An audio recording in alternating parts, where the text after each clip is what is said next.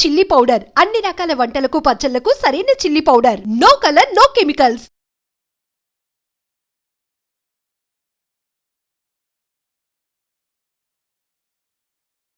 నమస్కారం, welcome to I dream. ధర్మ మార్గం విత్ విజిత కార్యక్రమానికి స్వాగతం. ప్రస్తుతం మనతో పాటు ఉన్నారు ప్రముఖ ఆధ్యాత్మికవేత్త, పూర్వపు యాదగిరిగుట్ట అర్చకులు, ఆంధ్ర ఉపన్యాసకులు డాక్టర్ సందుగు కృష్ణమాచార్యుడు గారు. ఇప్పుడు వారితో మాట్లాడి మరిన్ని మంచి మంచి విషయాలు అడిగి తెలుసుకుందాం. నమస్కారం అండి. అందరికీ శుభాకాంక్షలు, ఆశీస్సులు. మనం మామూలుగా భగవంతుడు భగవంతుడు అంటాం, ప్రతి కదలికలో ఆయన స్మరిస్తూనే ఉంటాం. అసలు భగవంతుడు అంటే ఎవరు అనే ఒక క్వశ్చన్ కనుక వస్తే ఎవరని చెప్పొచ్చు? ఎవ్వరు అని చెప్పటానికి ముందు తల్లిదండ్రే భగవంతులు. మొట్టమొదట తల్లి తండ్రే భగవంతు. కనపడే దైవాలు, కనపడే దైవాన్ని ఎవరు చూచారు? ఎవరు చూచారు దైవాన్ని? నిజంగా చూచిన వాళ్ళు ఉన్నారా? శాస్త్రాలు, పురాణాలు అవన్నీ చెబుతూ ఉన్నాయి. ఈ కలియుగంలో ప్రత్యక్ష దైవం ఏడుకొండల రాయడు. నిజమే, స్వప్నంలో దర్శిస్తున్నాం, అందరికీ దర్శిస్తున్నాం, అంతే. కానీ ఆ స్వప్నంలో దర్శించిన ఏడుకొండల రాయని దైవం అన్నప్పుడు, దేవుడా ఇంతసేపు మా కోసం నిలబడి ఉన్నావు అని కంటి నుంచి దుఃఖం వచ్చిన వాళ్ళు ఎవరైనా ఉన్నారా? ఆయన కాళ్లకు నొప్పులు లేవా? అంత బరువు పూలమాలలు ఎలా మోస్తున్నాడు అనుకునే వాళ్ళు ఉన్నారా? ఉంటే ఆళ్వార్లు దర్శించారు. ఆళ్వార్లు దర్శించారు యోగంలో. ఇప్పటికీ ఉన్నారు.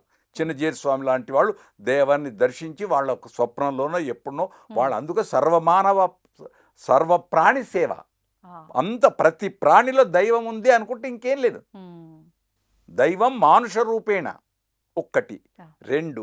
రెండవది దీనిలోని దైవం ఉండాలి. రాముడే దైవమే. ఇన్ని మత్స్య కూర్మ వరాహ నారసింహ అవతారాలు ఎత్తిన తర్వాత రామావతారం వచ్చేసి తానంతా మనిషిగా నడిచిన తర్వాత కూడా ప్రజలు మారలే. కృష్ణావతారం వచ్చేసి భగవద్గీత చెప్పినా ప్రజలు మారలే. అక్కడ వైకుంఠానికి పోయిన తర్వాత భగవంతుడు హాయిగా ఆ శయ్య మీద పడుకొని శేషశైలు తల్పం పైన పడుకున్న తర్వాత బాధపడుతూ ఉంటే పైనుంచి చూచి శేషుడు గొడుగుగా ఉండి చూచి, స్వామి ఎందుకు బాధపడుతున్నావు ఇంకా అంటే, ఇంకా ప్రజలు మానవులు మారరా అని బాధపడుతున్నప్పుడు అప్పుడు ఆదిశేషుడు ఒక మాట అడిగాడు, స్వామి నువ్వు ఇన్ని అవతారాలు ఎత్తావు కదా, అది మనకెక్కడ దొరకదు, ఒక కథ చెప్తున్నావు. అప్పుడు అడిగితే ఆదిశేషుడు ఏమన్నాడు? వెంటనే, స్వామి మీరు పవర్ ఆఫ్ పట్ట నాకు ఇవ్వండి, నేను పోయి మారుస్తా అన్నాడు. ఆ పవర్ ఆఫ్ పట్టనే భగవత్ రామానుజుడు ఆదిశేష అవతారంగా వచ్చి సర్వమానికి మంత్ర ఉపదేశం చేసి జగదాచార్యులు అయినారు. ఆదిపరాశంకర్లు జగదాచార్యులు, ఇటు భగవత్ రామానుజులు జగదాచార్యులు. ఆచార్యులనే భగవంతుడు. మా సిద్ధాంతంలో భగవంతుడు అనేవాడు ఎక్కడో ఉన్నాడు, ఏంటో ఆ తర్వాత అది వేరు. నారాయణుడే నాకు దిక్కు. ఉత్తనారాయణ మా శ్రీ వైష్ణవులు పొడుగు బొట్టు వాళ్ళ దాంట్లో మీకు ఒకటి గుర్తుంచుకోవాలి, ఇక్కడ అవసరం. రేపు శ్రావణ మాసం కనుక ఉత్తనారాయణ పూజ చేయకూడదు, ఇద్దరిని కలపాలి. అమ్మవారు లేకుండా స్వామి ఉండడు, స్వామి లేకుండా అమ్మ ఉండదు. ఇద్దరు, ఇప్పుడు భార్యాభర్తలు ఎలానో ఇక్కడ అంతే, ఇద్దరు. అందుకోసం ఉదాహరణకు ఒక్క రావణుడు సీతనే కోరాడు, ఏమయ్యాడు? వంశమే నాశనం. శూర్పణఖ రాముణ్ణే కోయింది, చుప్పనాతే అయింది, ముక్కులు చెవులు. కాబట్టి మనకు అవన్నీ అవసరం లేదు. కథలు పురాణాలు అన్నీ విందాం. కాకుంటే ఒకటి ఇక్కడ తల్లిదండ్రిని పూజిస్తే చాలు, ఆ భగవంతుడుగా. దీనికి ఉదాహరణ కూడా నేను చెప్పడం కాదు, మహాభారతంలో ధర్మవ్యాధోపాఖ్యానం ఉంది. మాంస విక్రేత బ్రాహ్మడికి చెప్పాడు, నేను ఏ దైవ ఆరాధన చెయ్యను, నాకు వచ్చి ఉన్నది ఒకటే, మా అమ్మా నాన్ననే నేను పూజిస్తాను. మంచి ధర్మవ్యాధోపాఖ్యానం. కనుక మనకు ప్రత్యక్ష దైవాలైనటువంటి తల్లిదండ్రులు గొప్పది. అందుకే మాతృదేవో భవ పితృదేవో భవ. అంతేనా? నువ్వు లేవగానే అరచేతిని చూడు అన్నారు. ఎందుకు? అరచేతిలోనే త్రిమూర్త్యాత్మకమైన శక్తి ఉంది, మొత్తం శక్తి ఉంది, అంతే. అందుచేత అరచేతిని, ఇంకోటి నమస్తే ఇట్లా అనొద్దు, ఇట్లానండి, 2 చేతులు కలపండి. అమ్మను అయ్యను ఇద్దరిని కలిపి 2 చేతులతో హాయిగా వందనం. అది నమః అస్తే, నమస్తే, నీకు నమస్కారం. దాంట్లో అర్థం నమస్తే అనే దాంట్లో నమః అస్తే, నీకు నమస్కారం. కాబట్టి ఆ నమస్కారం ఏంటి? ఇది నమస్కారం, ఇది భారతీయత. 2 చేతులు కలపడం భారతీయత, అది ఉండాలి. ఆ భారతీయతను ఈ చేతులు కొద్దిగా కిందికి దిగి పాదాల దగ్గరికి వెళ్ళాలి. శరణాగతి, నీవే దిక్కు తప్పరం బెరగన్, అలాంటి చాలు, అంతే. పాదాలను ఆశ్రయిస్తే శరణ తల్లిదండ్రి కంటే మించిందేంటి? అవును. అందుకే షష్ఠి పూర్తి నాడు పాద పూజ. ఒక షష్ఠి పూర్తే కాదు, ఎప్పుడైనా బర్త్డే ఫంక్షన్స్ అని చేస్తున్నారు. ఈ పనికిరాని ఈ ఇంత ఆడంబరాలు చేసే బదులు వాళ్ళ పాదాలు కడిగే వాళ్ళు ఉన్నారు, ఇప్పటికీ ఉన్నారు. కోడళ్ళు కొడుకులు ఎందరో ఉన్నారు. ఇంకా దేశంలో చాలా మంచి ఉంది. కాకుంటే అది చేశామనుకో ఎంత ఆనందం. ప్రతి సంవత్సరం ఏదో ఆయుష హోమాలు అవన్నీ చేసినా తల్లిదండ్రి యొక్క పాదాలు కడిగి ఆ పాద జలాన్ని పైన చల్లుకుంటే కంటికి అద్దుకుంటే చాలు, అంతే. అంతకంటే ఏం కావాలి?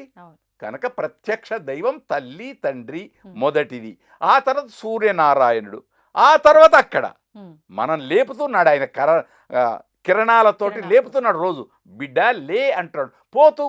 తాను పోతూ కూడా ఏం చేస్తున్నాడు? చంద్రుల్లో ఉంచుతున్నాడు. దినాంతే నిహితం తేజ అంటాడు. పోతూ పోతూ తన తేజస్సు దీపాలలో ఉంచేస్తున్నాడు. అగ్ని జ్యోతిలలో ఉంచేస్తున్నాడు. కనుక భగవంతుడు సర్వాంతర్యామి. ఇది మనమనలే, ఆ గజేంద్రుడే అన్నాడు, ఎవనిచే జనించు జగమెవ్వని లోపల నుండు లీనమై. కనుక ఆ భగవంతుడు అతన్ని నేను నమస్కారం, అంతే. ఇప్పుడు భగవంతుడికి రూపం ఉందా అంటే ఉందా, లేకపోతే నిరాకారి? ఉంటుంది. నిరాకారం సాకారం రెండు చెప్పిండ్రు. ఆయన అణూరణీయాన్ మహతోమహీయాన్. అణువు కంటే పరమాణువుగా లోపల ఉన్నాడు, కనపడు, లోపల ఉన్నాడు. ఆయన ఉంటే శివం, ఆయన పోతే శవం. ఇది తెలియాలి. శివం అనగానే ఏదో శైవం అనే అట్లా కాదు. శివం అంటే మంగళప్రదం. ఆయన ఉంటే శివం, ఆయన పోయి సత్యం శివం సుందరం. ఆయన ఉంటే శివం, ఆయన పోయినాడు అనుకోండి శవం. తను ఎవరు ముట్టుకోరు. మళ్ళీ ఇప్పుడు భగవంతుడు ఎక్కడున్నాడు? ఇక్కడనే ఉన్నాడు కదా, ఆరాధించబడుతున్నాడు కదా. అలాగే మనం కాఫీ తాగినా టీ తాగినా ఏది తీసుకున్న ప్రసాదం ఆయనకు చూపించి ఎదురుగా ఆకారం, ఇప్పుడు ఈ నిరాకార స్వరూపానికి నువ్వు నమ్మినటువంటి ఆకారానికి చూపించి అది ప్రసాదంగా స్వీకరించు, అంతే ఆరోగ్యం. అప్పుడు పారేయవు. ఆలయానికి వెళ్ళిన తర్వాత ప్రసాదం స్వీకరించేటప్పుడు కళ్ళకు అద్దుకొని ఎట్లా స్వీకరిస్తున్నావు, ఇంట్లో అన్నం తినేటప్పుడు కూడా అన్నాన్ని కూడా కంటికి అద్దుకొని స్వీకరించు. ఉపహారాన్ని టిఫిన్ కూడా అలానే చేయి. కాఫీని కూడా అబ్బా ఈరోజు నాకు కాఫీ ఇచ్చావా భగవాన్ అనేవాళ్ళు 100 లక్షల మంది ఉన్నారు. అది కనుక అలా ఉంటే ఏ గొడవ లేదు, ఏ మతము లేదు, అసలు అంతా సమ్మతమే. అది కావాలి. ఇప్పుడు మీరు అన్నట్టుగా భగవంతుడు నిరాకారిగా ఒక చిన్న అంటే పరమాణువు రూపంలో ఉన్నాడు. మళ్ళొకటి ఇప్పుడు మీరు మంచి చెప్పారు, పరమాణువునే తీసుకున్నాడు. ఆయన్నే త్రివిక్రముడయ్యాడు. వామనావతారంలో లోకాలన్నీ కొల్చాడు. మళ్ళీ ఎంత గొప్పది. ఈ రెండు తెలిస్తే చాలు. అంటే దాన్ని ఏమంటాం? సర్వాంతర్యామి. సర్వాంతర్యామి. నువ్వు చేసే ప్రతి పని చూస్తున్నాడు, ప్రతి పని, అంతే. ఇదంతా భగవంతుడి మాయ అనుకోవచ్చా? మీరు అన్నట్టు ఆ చిన్నగా చూపించేది ఆయనే, అంత పెద్దగా కనిపించేది ఆయనే, ఇవన్నీ మాయ అనుకోవచ్చా? మాయా అనేది అది పెద్ద సబ్జెక్ట్. మాయా అనటానికి అది పెద్ద సబ్జెక్ట్ తల్లి. ఆ సబ్జెక్ట్ కంటే ఒకటి, ఆయన మనిషిని బ్రహ్మయ్య మట్టితో చేసనయ్యా ఆడించుస్తున్నాడు బొమ్మలాగా, నిజము తెలుసుకు మెలగాలి మనిషిలాగా, అంతే. ఇది పంచభూతాత్మకమైంది. మట్టి ఉంది, పృథివీ అప్తేజో వాయు ఆకాశంతో పంచభూతాలతో వచ్చింది, ఏర్పడింది శరీరం. మట్టి ఉంది, ఇలా అంటే వస్తుంది మట్టి. అది నేనే కొత్తగా చెప్పేది కాదు. కాబట్టి ఈ బొమ్మ ఉందే, ఈ బొమ్మల ఆట, ఈ ఆటను ఆనందంగా అనుభవించుకుంటే చాలు, అంతే. చిన్నప్పుడు బొమ్మరిళ్ళ ఆడేది, అప్పుడే ఆడేది, అప్పుడే అంతా అయిపోయేది, అప్పుడే పలారాలు, అప్పుడే అన్నీ. వెంటనే అందులో ఎవడో ఒకడు వచ్చేవాడు, కాలుతో తన్నేవాడు, అన్నీ ఎగిరిపోయేది. ఇదే సృష్టి, ఇదే సృష్టి. అప్పుడే ప్రళయం, అప్పుడే సునామీ, ఎప్పుడో ప్రమాదం, ఎక్కడనో, అంతే. కాకుంటే కర్తవ్యం దైవమానికం. కర్తవ్యం, దేవుడికి ఏ సమయంలో ఏం చెయ్యాలో అది చెయ్యి. అర్ఘ్యం ప్రాద్యం ఇవన్నీ ఇచ్చేది ఏదైతే పూజలు ఉన్నాయో ఆ సమయంలో నువ్వు దేవుడి దైవ ఆరాధన చెయ్యి. అదే తండ్రి దగ్గర చెయ్యి.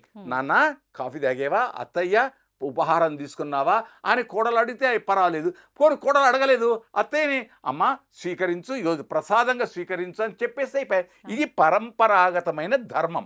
ఈ ధర్మం 3 పావులు 6 కాయలుగా ఆనందంగా వర్ధిల్లుగాక అందరూ. కాబట్టి దైవం ఉన్నాడు, మనల్ని ఆడిస్తున్నాడు, అంతే.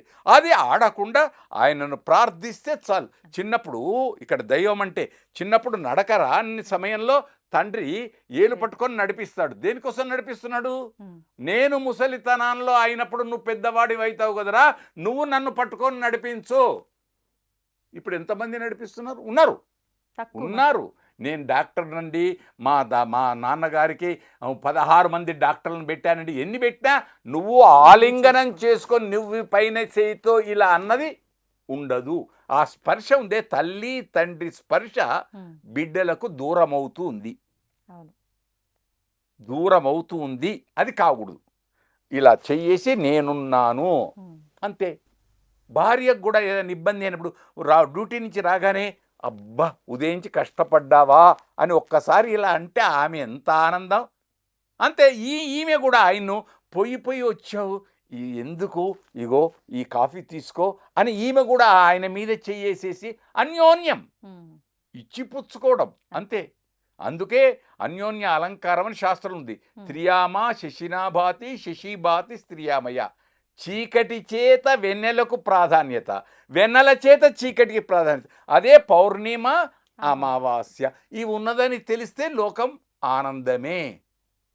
కనుక పెద్దలు ఆచార్యులున్నారు, పెద్దలు పండితులున్నారు, ఇంటి అన్నిటి పెద్దల కంటే ఇంట్లో తల్లిదండ్రులనే పెద్దలున్నారు. ఆ చెప్పింది విని ఆచరిస్తే చాలు. అది అందుకే యద్యాచరతి శ్రేష్ఠ అన్నాడు గీతాచార్యుడు కృష్ణ భగవానుడు. ఎవరెవరు ఏది ఆచరిస్తున్నారో అది శ్రేష్టమైంది. ఆ ఆచారం కాదు అని అనకు, కోపానికి రాకు. చేతనైతే ఆచరించు, లేదా ఒక నమస్కారం అంతే. కనుక ప్రతిదీ యజ్ఞమే. మనం చేసే ప్రతి పని యజ్ఞమే.